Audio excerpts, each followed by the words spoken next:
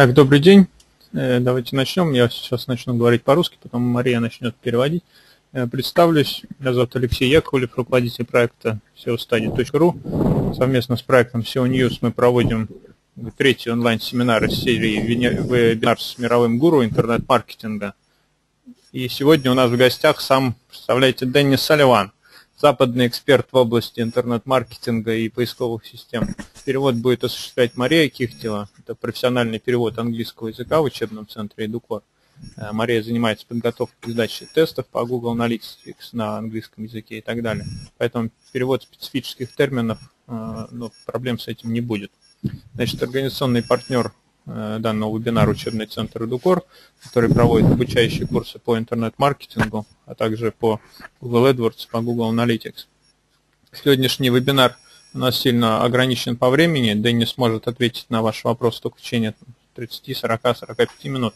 Поэтому вопросы будем принимать только в текстовом виде, чтобы не терять время на включение и отключение микрофонов.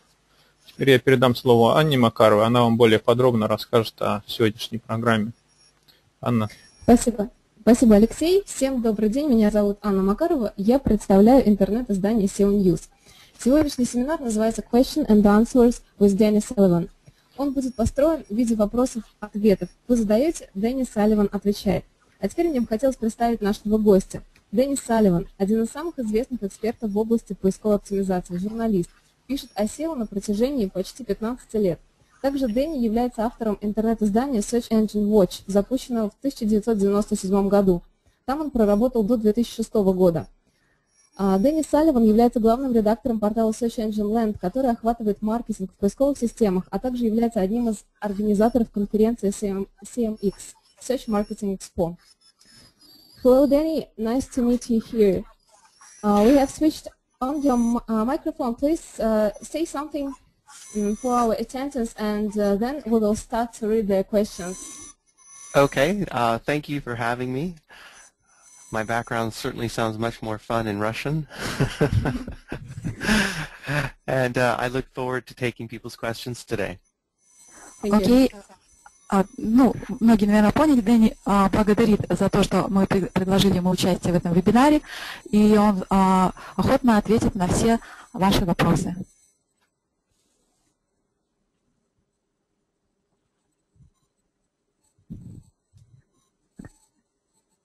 Давайте теперь по порядку начнем задавать вопросы.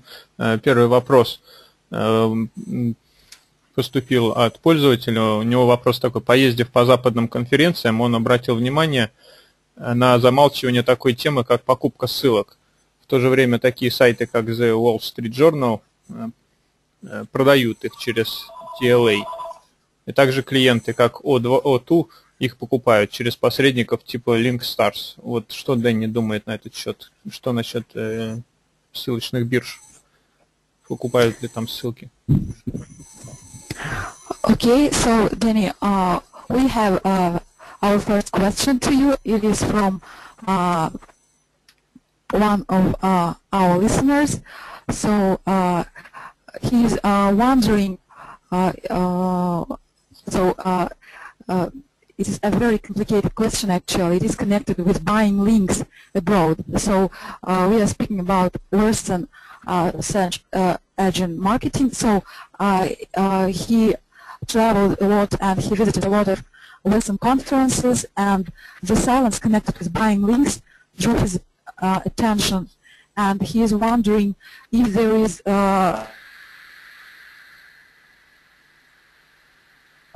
that simple and that adequate as, for instance, sponsoring organization, websites and blogs. So what do you think about buying links? Is it a good method of self-optimization and so on? So what is your opinion about this kind of optimization? For Google, it's a risky tactic. They don't like it.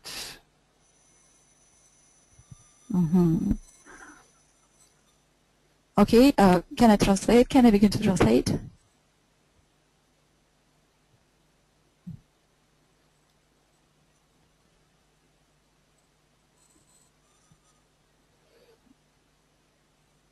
So Денни ответил, что это, в общем-то, не свойственно для Google, они этого не любят, как, наверное, многие поняли.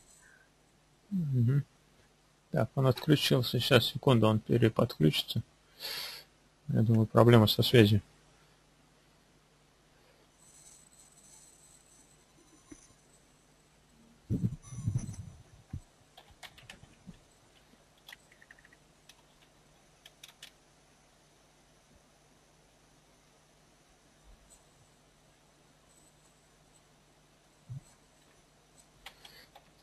Так.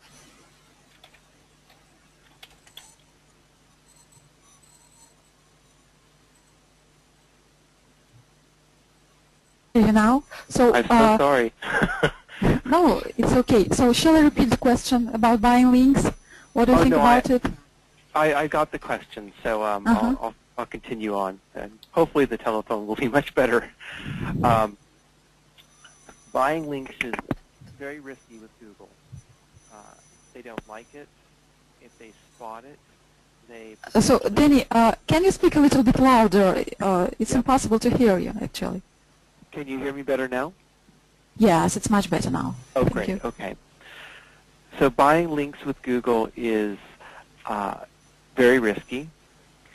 If they spot it, they'll potentially remove you from Google altogether, or they may allow you to stay in Google, but you won't rank very well.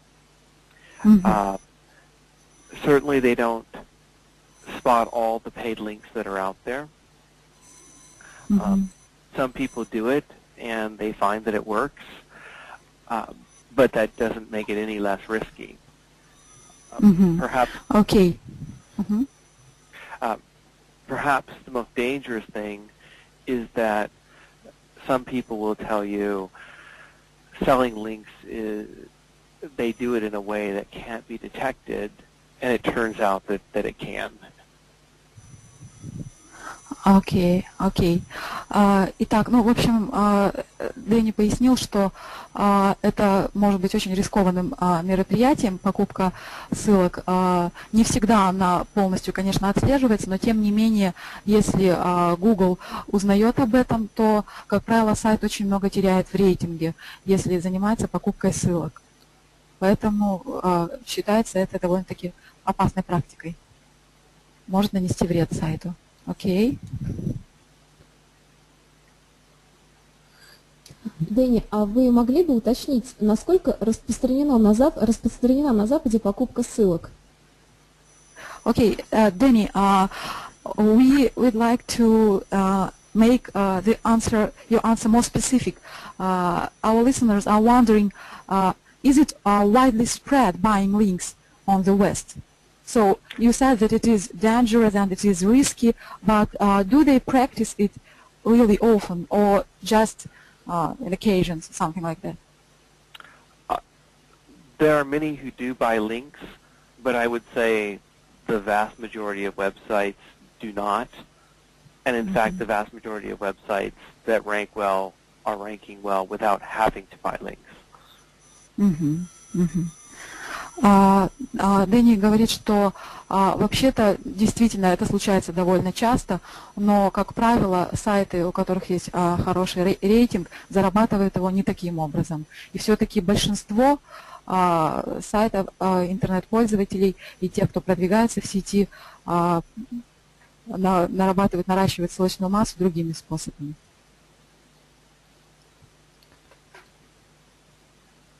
Спасибо. Следующий вопрос такой. Скажите, какой средний чек на услуги в области интернет-маркетинга в США? Okay, so Danny, the next question is about the prices, about money. So, what amount of money do usually search engine optimization company asks from their customers? How much shall the customers pay for such kind of services in the United States? The average, something like that. There is no average price. It varies so much depending on the company that is buying the services, as well as the company that's offering it. You have some people who are charging an extremely small amount of money per month or on a per-page basis, and you have companies that are charging hundreds of thousands or millions of dollars. It's literally all sorts. Excuse me, I can't hear you, Danny. It's literally, there is no average price. It is different from company to company. Okay, the difference is really is huge. Yes, Yeah. It can be a very small amount of money, and it can be rather expensive. Yes. Yes. Okay, and what is the cheapest price for that? Oh, I suppose there are some people who might do work for, you know, only $8 or $9 an hour or $10 a page. It may not necessarily be very good work, however. It's sort of like asking what's the cheapest car that you can buy. You can get very cheap cars, and you can get very expensive cars.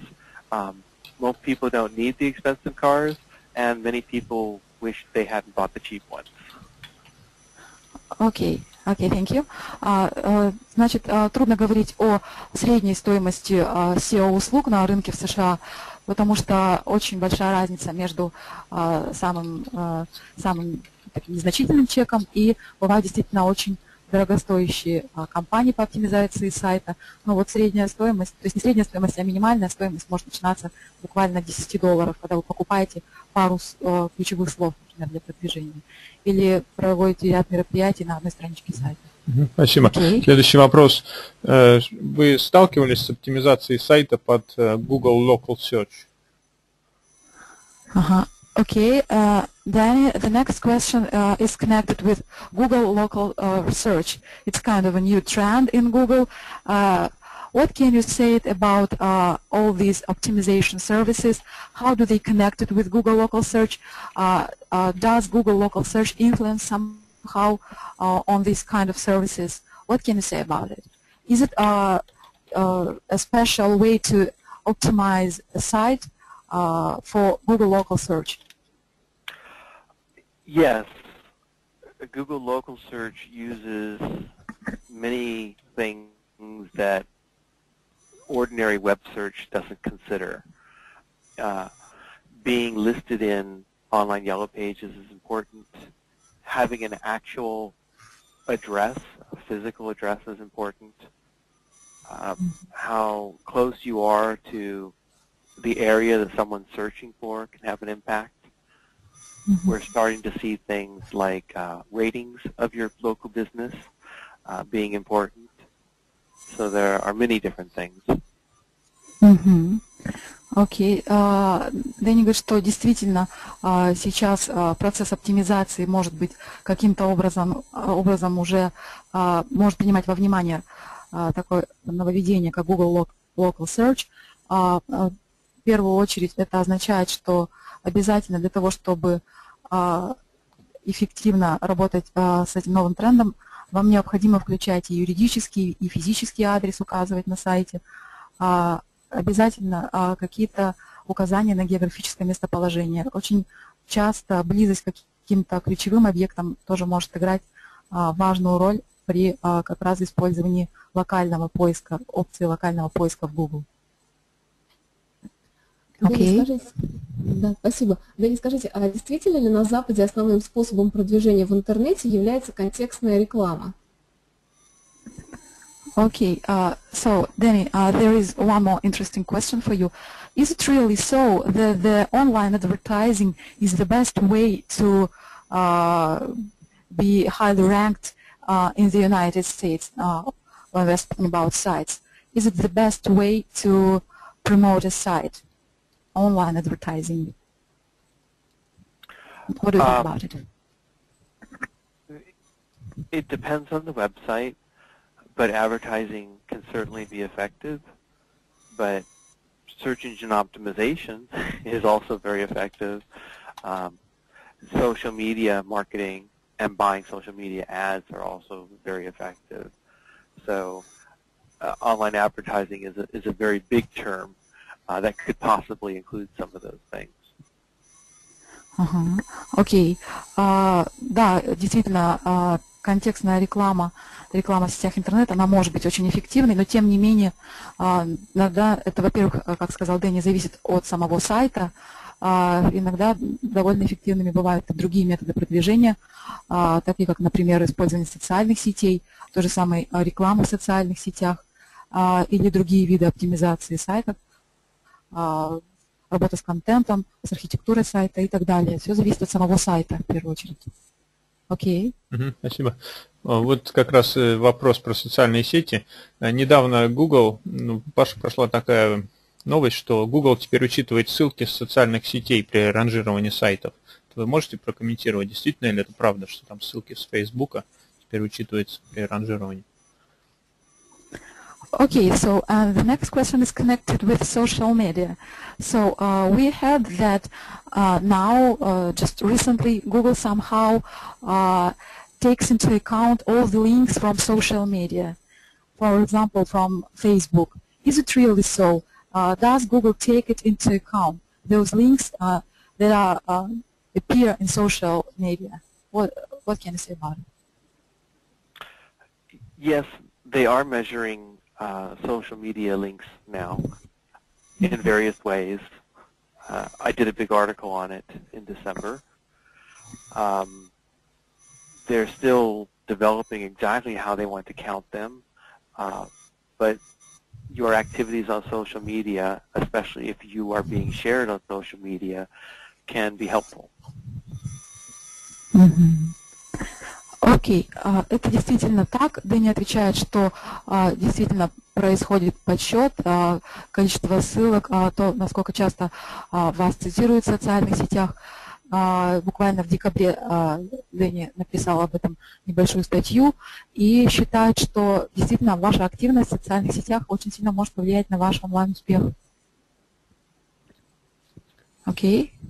Следующий вопрос такой. Дэнни, скажите, пожалуйста, какие гарантии дают зарубежные SEO-компании своим заказчикам? Депозиции, трафик, конверсия. Okay, so Danny, it's one of the favorite question of our listeners about guarantees.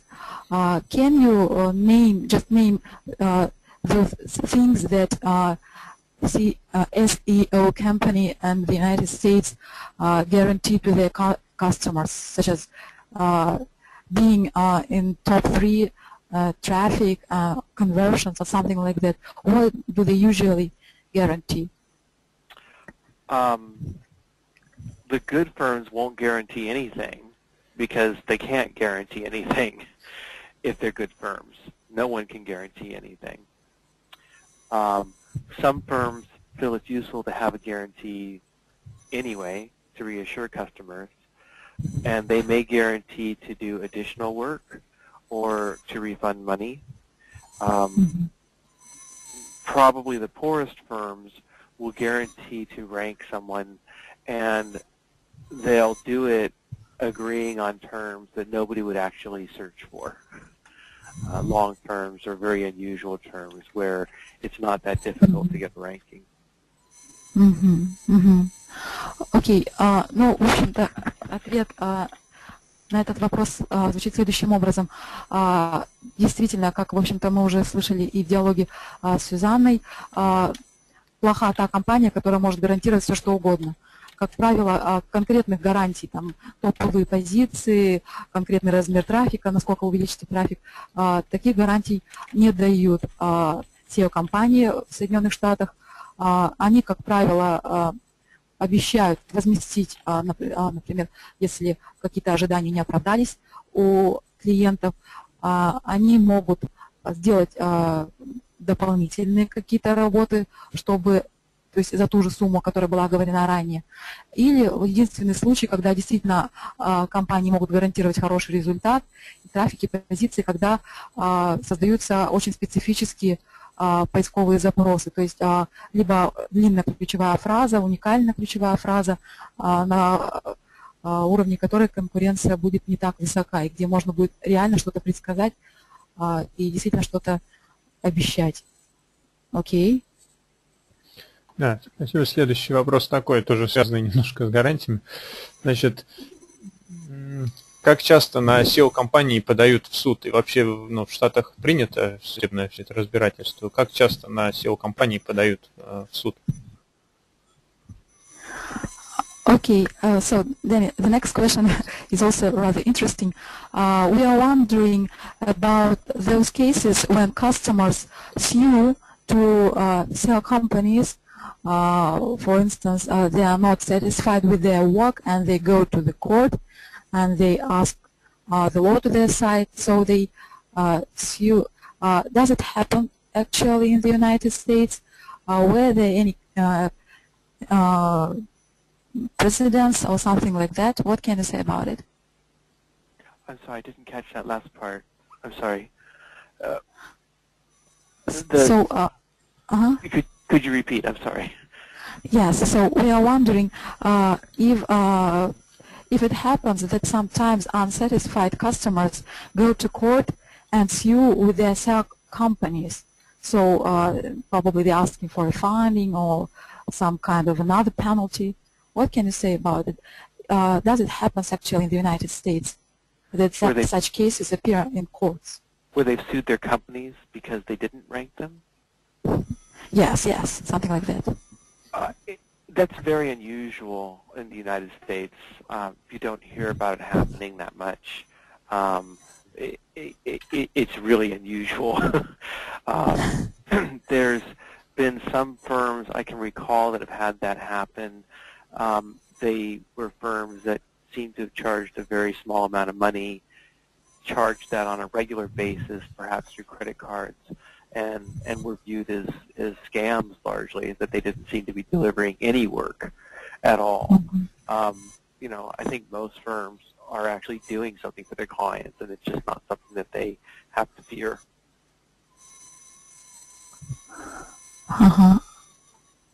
Okay. Дэнни говорит, что вообще-то это довольно-таки странно, в Америке практически такого не происходит. Он сам может припомнить, разве что несколько случаев, когда действительно некоторые компании, клиенты обращались на SEO-компании в суды, но эти суды, как правило, ничем хорошим не заканчивались. Те суммы, которые им возвращались в качестве возмещения ущерба, в общем-то, можно было и мирным путем каким-то образом согласовать непосредственно с SEO-компанией и, в общем-то, возвратить. Как правило, есть прецеденты, когда действительно обращались в суд, только в том случае, если вообще не производилась никакая работа из обещанных, предложенных по договору, например, или в контракте указано. Окей? Спасибо. Следующий вопрос такой. Дэнни, могли бы вы назвать топ-5 самых дорогих запросов в Америке? Okay, so Danny, the next question is connected with top high, the most expensive search query in America. Can you name them? Can you list them? The most expensive search query. Yeah. The most expensive keyword? Yes. So that words that such kinds of what kinds of keywords are the most expensive in the United States? Can you name 5 of them? I've not seen a list like that for some time, and it's difficult to determine. When we have had them, they've tended to be keywords that are related to the legal industry for lawsuits, such as structured settlement or mesothelioma,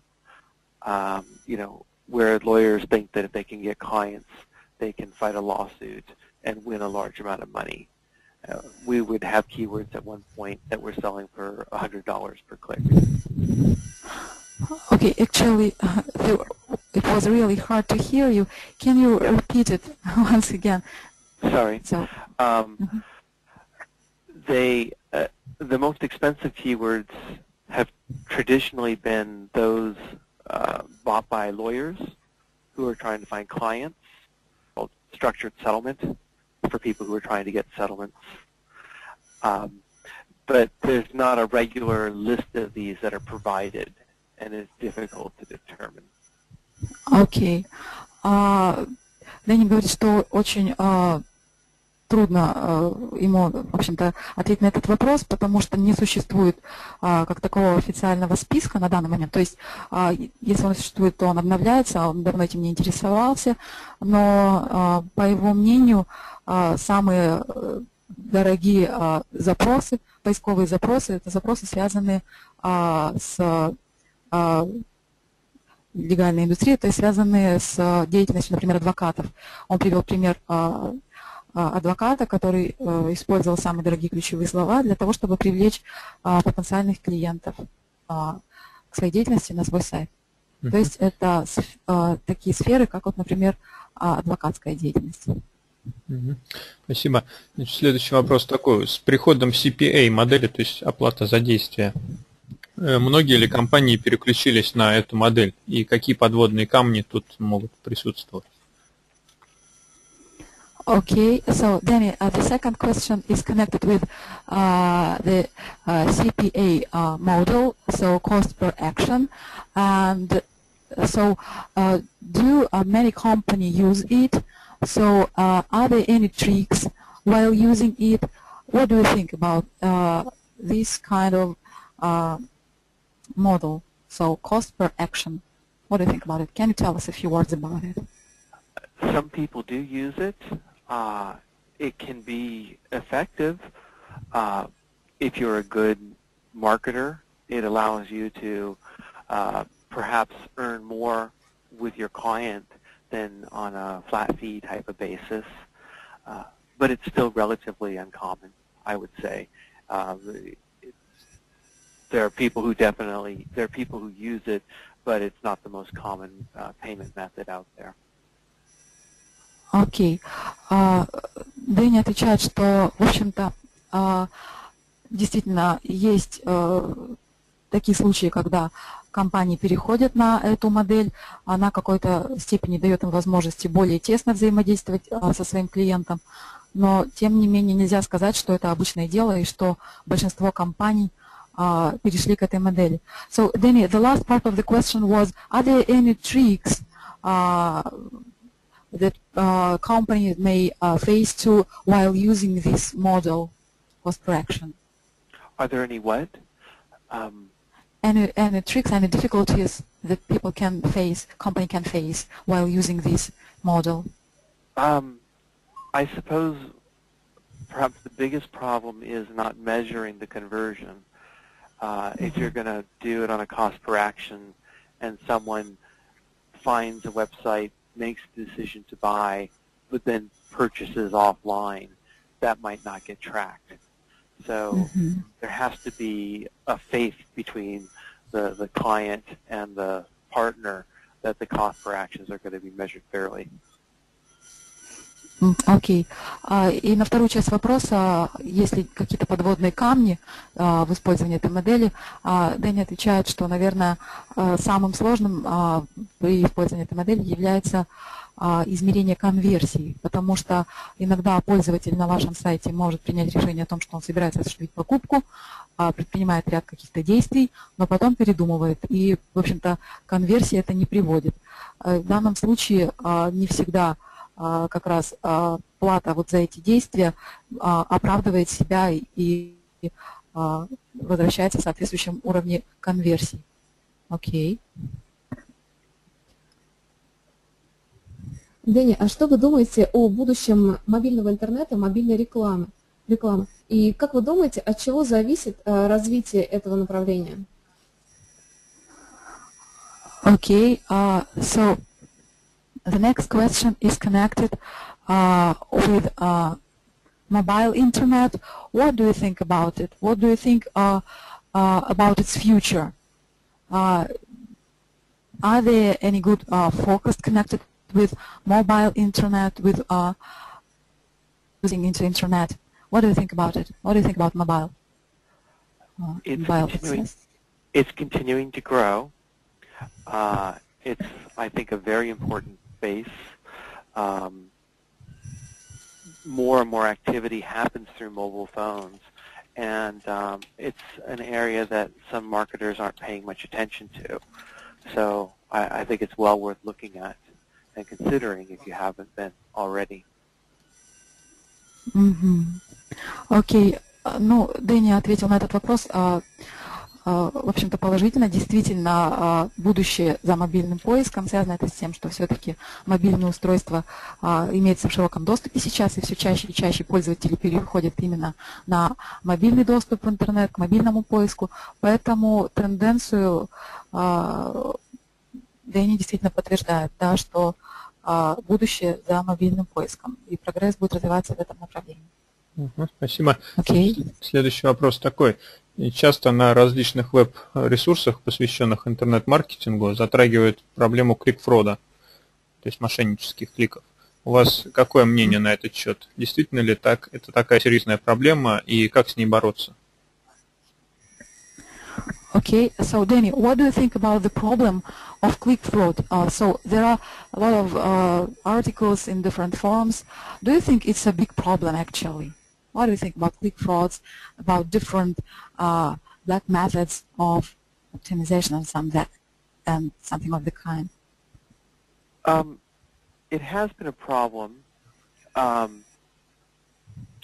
It has been a problem, but it has never been a crisis. Lawsuits in the U.S. were settled any amount of money. And since then, people are successfully placing ads and doing well and not having major fraud problems. So it is an issue, but it's not a crippling issue. Дэнни отвечает, что действительно, в принципе, это проблема, но она не до такой степени распространена, и нельзя говорить о ней как о какой-то критической ситуации с клик-фродом. Эта проблема и Google постоянно борется, и люди терпят убытки, не получая ничего взамен, но это все-таки не на критическом уровне. Как-то с этим еще можно пока справляться. Следующий вопрос. Дэнни, скажите, могут ли некоммерческие и благотворительные сайты рассчитывать на высокие места выдачи поисковика? Как правило, у таких сайтов нет денег на оптимизацию. Okay, so Danny, what do you think about non-commercial sites and sites devoted to charity? What do you think about their chances to be highly ranked in search engines? What are actually their chances? Does it always depend on money? How much money do you pay for it? Or do they actually really have some chances to be promoted? What do you think about it? To promote charity sites? Yes, is it difficult to promote charity sites? Because sometimes it is not connected with huge amounts of money. No, I think many charity sites are quite successful. And in fact, because they're charity sites, potentially people will be more inclined to give them links or spread word about them than a commercial site. Yeah. Окей. Дэнни отвечает, что в принципе вполне возможно, что у некоммерческих сайтов или сайтов, посвященных благотворительности, будут хороший шанс для того, чтобы повысить свой рейтинг и чтобы иметь хорошие позиции, во многом благодаря тому, что к ним проявляют большую лояльность, и в частности это касается таких вопросов, как, например, ссылки. Многие сайты совершенно бесплатно предоставляют там ссылки. И в некоторых других вопросах благотворительная направленность и некоммерческая направленность может играть только на пользу. Okay. Следующий вопрос такой. Насколько эффективно для продвижения англоязычного сайта будут ссылки с ресурсов на других языках, например, с русского, французского, немецкого и так далее? Okay. Danny, how do you think what do you think about the links written in different language when we use them to promote site in English language? What do you think about the differences of languages? For example, we are going to promote one site in English language, and we use different links in German and Russian or in other languages. Is it actually good practice, for instance, to use these languages in online advertising, in links and something like that? What do you think about it?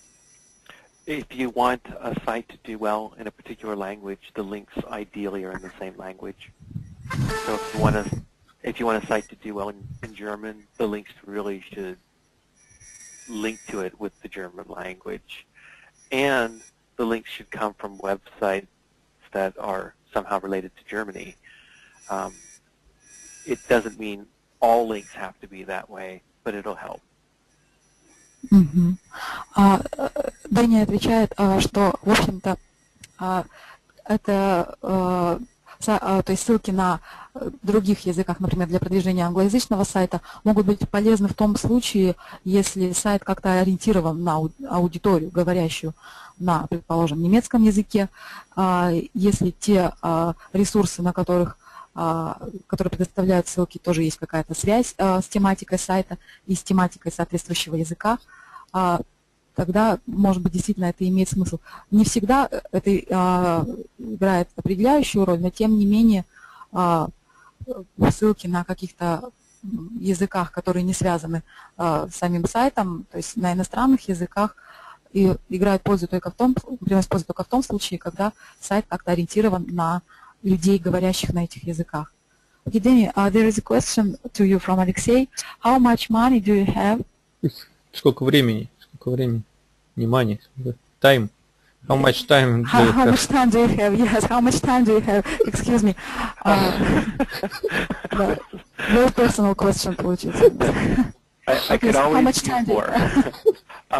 I could do about 10 more minutes. Okay, 10 минут еще. Okay. Тогда следующий вопрос такой. Дэнни, скажите, пожалуйста, какие новые тренды в интернет-маркетинге могут появиться в ближайшем будущем? Okay, so Danny, what do you think about new rules in internet marketing that can appear in nearest future? Are there going actually to appear some new rules, some basic statements? Rules, some basic statements?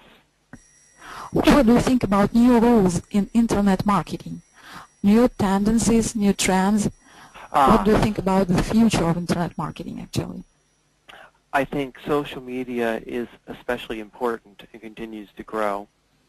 And a trend is for people to develop themselves as authorities in social media that are recognized, and that can carry a lot of weight. Video search or news search or blog search, that those specialty areas will also continue to grow.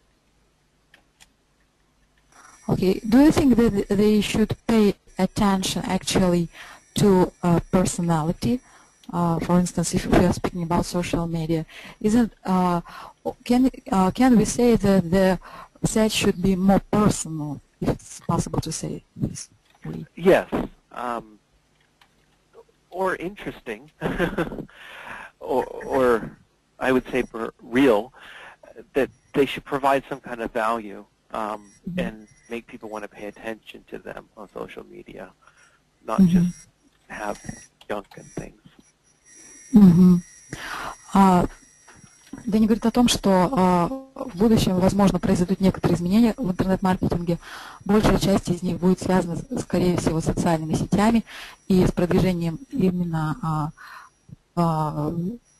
личности в социальных сетях, чтобы заручиться авторитетом, для того, чтобы как-то привлекать лояльность, интерес, уважение, возможно, какие-то именно вот такие личностные черты, более такой индивидуализированный подход будет играть определенную роль.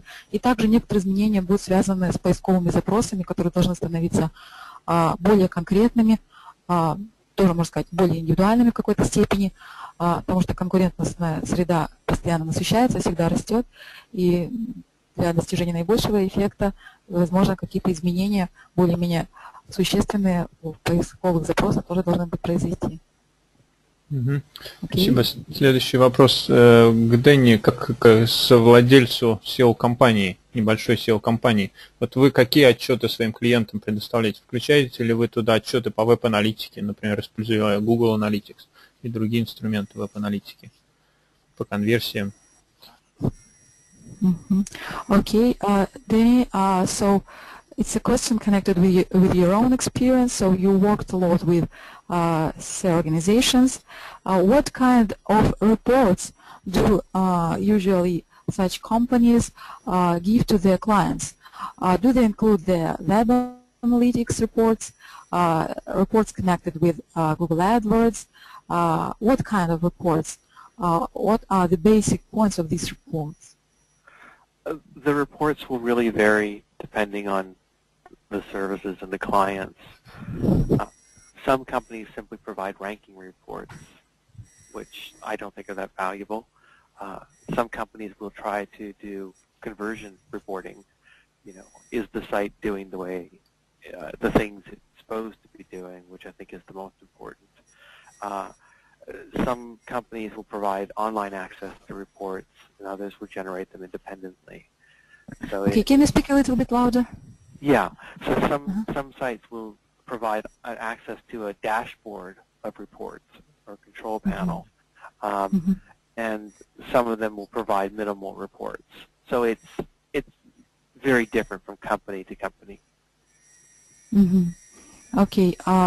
Дэнни говорит, что количество и, в общем, содержание отчетов очень тоже индивидуально, зависит от клиента в первую очередь, зависит также от компании, представляющей услуги. Иногда это может быть отчет только по трафику, как возрос трафик.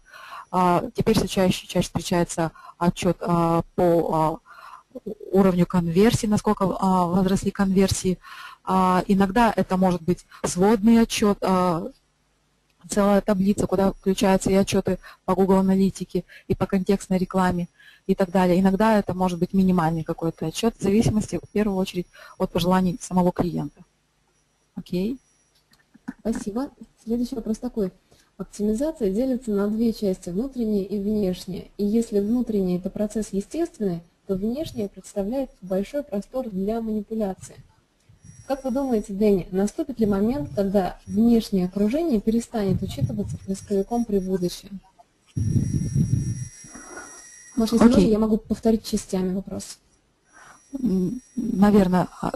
Давайте первую часть сначала.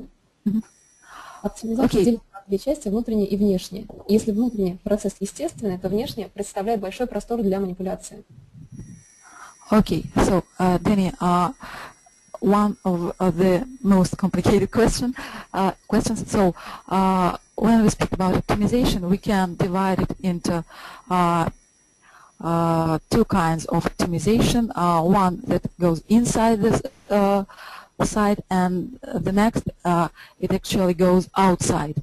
So and when we are speaking about inside optimization, we can say that it is kind of a natural way of optimization, and everything depends on inside factors. And when we are speaking about outside optimization, there are a lot of ways to other external things to influence the optimization. Вторая часть. Как вы думаете, наступит ли момент, когда внешнее окружение перестанет учитываться поисковиками при ранжировании? Okay, and the question is, what do you think, actually, is it possible to take into account only those inside factors while optimizing a site? Probably there would be a time when those external factors that can manipulate somehow optimization would not matter anymore. So what do you think about it? What do you think about optimization? Is it possible to get rid of all of those external factors? To get rid of the external factors?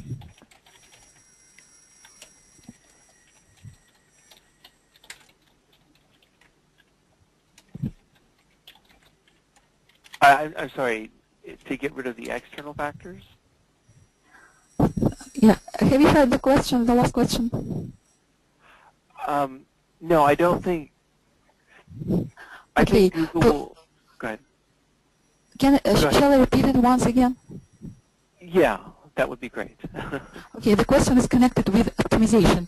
We were talking about inside optimization and outside, some kind of outside optimization. And listeners are wondering, so when speaking about inside optimization, we know that all the inside factors influence the optimization and we can't control it. But sometimes when we're speaking about outside optimization, we're speaking about external factors that actually don't depend on us. So, and listeners are wondering if it's possible to get rid of those external factors that can influence optimization. Can No. we? No. We should always take them into account, yeah? Yes. And there'll be even more. There'll be even more external factors that will be added. Yeah, and what do you think? What are the most important? Can you name them? To which of them we should pay our attention to? External links from important sites, mentions from important social media accounts. If you're an online merchant, good reviews and ratings. Having a website, well, those will probably be the main ones there. Окей, к сожалению, нет, мы, наверное, не придем к такому времени, когда внешняя оптимизация, то есть зависящая от внешних факторов, не будет влиять никак на нас, потому что Дэнни считает, что роль как раз внешних каких-то факторов еще больше возрастет. Это, в частности, касается внешних ссылок, которые идут со сторонних сайтов. Это как раз касается деятельности в социальных сетях, которые также влияют на успешность сайта.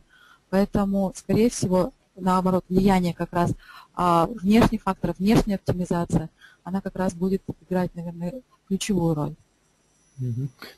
Следующий вопрос такой. Подскажите, пожалуйста, где можно обучиться навыкам SEO, контекстной рекламы, веб-аналитики? Можно ли сделать это дистанционно и так далее? И вообще распространено ли это на Западе? Okay, so and one more question, Danny, to you. So actually, what about the education? How do people in the United States get educated? How do they get self-specialist status? Is it possible actually to get the status starting, for instance, in Russia, and so kind of distance education? Is it possible actually? What about the special programs for those who want to be self-specialists? For search marketing? Yes, for search marketing. So if a person wants to be a really good specialist, can he actually get some education in the United States, staying in Russia, for example? It's formal education is still relatively rare. I don't know of many programs that do that. Most people tend to learn by teaching themselves or working for existing companies. That's still how it tends to work most of the time. There are some training courses that are online that some people do that can be a help also.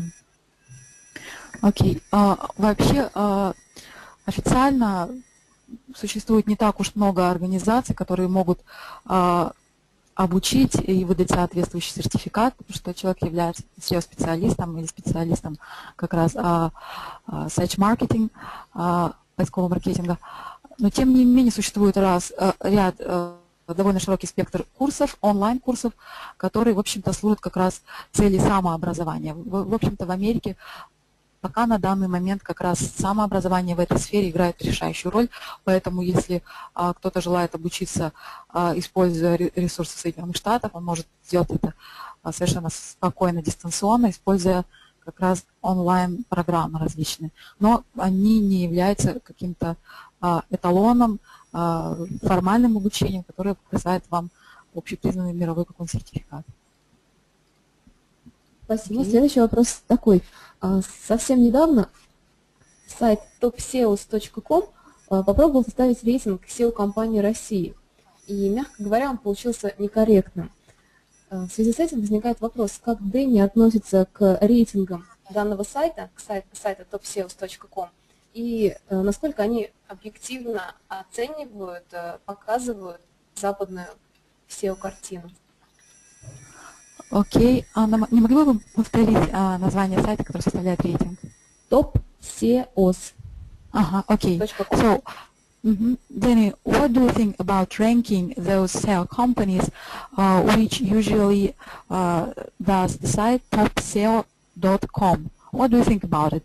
Is it actually a real, so does it provide real results? Can we use it?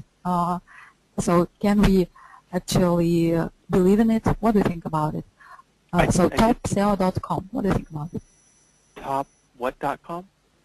Topseo.com. What do you think about ranking? Yeah, I haven't been that impressed by that site. They don't really seem to do the actual ranking of websites that they may claim.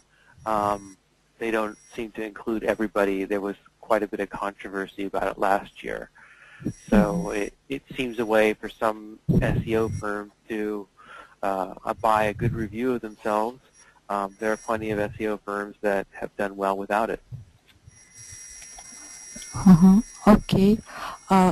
Дэнни говорит, что, в общем-то, действительно, иногда рейтинг, предлагаемый сайтом topseo.com, может быть весьма противоречивым.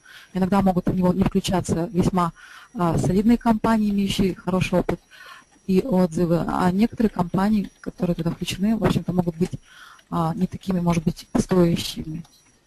Окей. Спасибо. Но Дэнни просил не очень долго его задерживать. Может быть, напоследок он скажет несколько напутствующих слов нашим SEO-специалистам, в какую сторону им стоит развиваться, куда смотреть в ближайшее будущее, в ближайшее время. Okay, so Danny, finally we are going to finish actually, and we are waiting for your final words. What would you advise to our SEO specialists in Russia? What do they pay the attention to? So what can you say? What would be your last words? I would watch opportunities with mobile and social and in the specialized vertical spaces. Those have been what are growing in the U.S., and I would expect them to do the same in Russia. They represent new opportunities without as much competition. Окей. Ну, в общем-то, своим пожеланием Дэнни подвел своеобразный итог. Он говорит о том, что многие тенденции, которые сейчас являются уже явными в Соединенных Штатах, в общем, также, соответственно, сложатся и в России, поэтому он бы порекомендовал SEO-оптимизаторам обратить внимание как раз на такие тенденции, как мобильный поиск, мобильный доступ и на преимущественно социальные сети. Thank you, Danny. Thank you very much for your answer for our questions. Thank you very much. Большое спасибо нашим сегодняшним слушателям. Спасибо за ваше участие. Будем благодарны отзывам о нашем сегодняшнем мероприятии. Пишите, обращайтесь в редакцию SEO News или к нам на seostudy.ru. Следующий вебинар у нас состоится в феврале. Следите за обновлениями на сайтах SEO News, SEO Study и semonline.ru. Еще раз хочется всех поблагодарить, и Марию за перевод, и Денни за интересные ответы на вопросы, и всех наших сегодняшних слушателей. До свидания.